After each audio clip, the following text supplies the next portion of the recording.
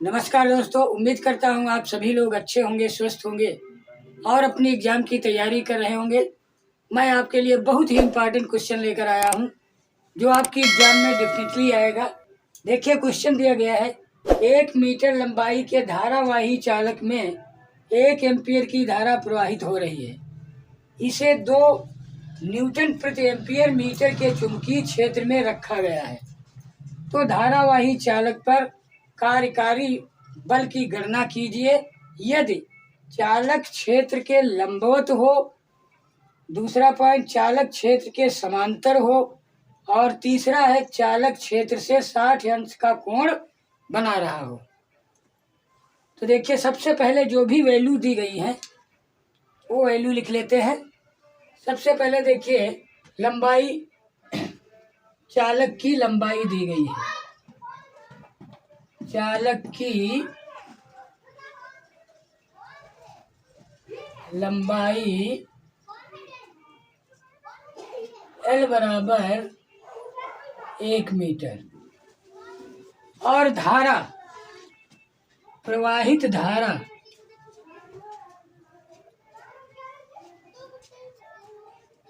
I बराबर 1 ampere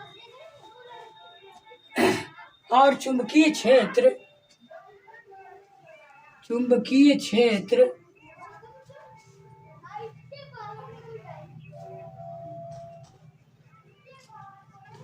B बराबर दिया गया है 2 न्यूटन प्रति एम्पियर मीटर। अब देखिए, सबसे पहले हमें निकालना है चालक क्षेत्र के लंबवत हो।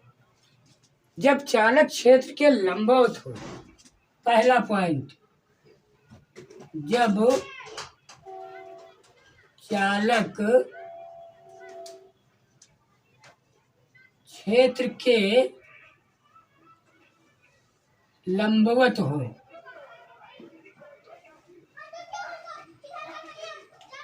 तो थीटा बराबर 90 डिग्री। थीटा बराबर 90 डिग्री। अब देखिए, हमें निकालना क्या है, कार्यकारी बल। तो F बराबर I BL साइन थीटा। अब जो भी वैल्यू दी गई है इसमें पुट कर देंगे। देखिए, F बराबर I कितना दिया गया है, 1 एम्पियर। चुंबकीय क्षेत्र कितना है, 2, लंबाई 1, साइन 90।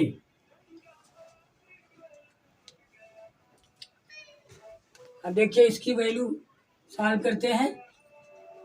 इधर केवल 2 बचा और साइन 90 का मान 1 होता है, इसलिए F बराबर 2 न्यूटन हो गया। अब दूसरा पॉइंट है, देखिए, दूसरे पॉइंट में जब चालक क्षेत्र के समांतर हो, पॉइंट नंबर 2, जब चालक क्षेत्र के समांतर हो तो थीटा बराबर 0 हो गया, 0 डिग्री। इसलिए F बराबर IBL साइन थीटा बराबर 1 गुणे 2 गुणे 1 गुणे साइन 0, और साइन 0 का मान 0 होता है, इसलिए फोर्स हमारा 0 हो गया। अब देखिए नंबर 3, चालक क्षेत्र से 60 अंश का कोण बना रहा हो। जब चालक क्षेत्र से 60 अंश का कोण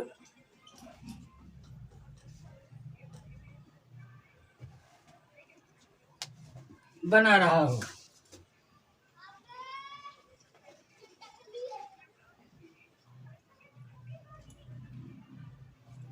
तो थीटा बराबर 60 डिग्री, एफ बराबर IBL साइन थीटा, आई का मान 1, बी का मान 2 है और लंबाई का मान 1 है, गुणे साइन 60 डिग्री। अब देखिए इसमें वैल्यू पुट करते हैं साइन 60 की, 1 गुणे 2 गुणे साइन 60 की वैल्यू √3/2। अब देखिए 2 और 2 कट हो गए, √3।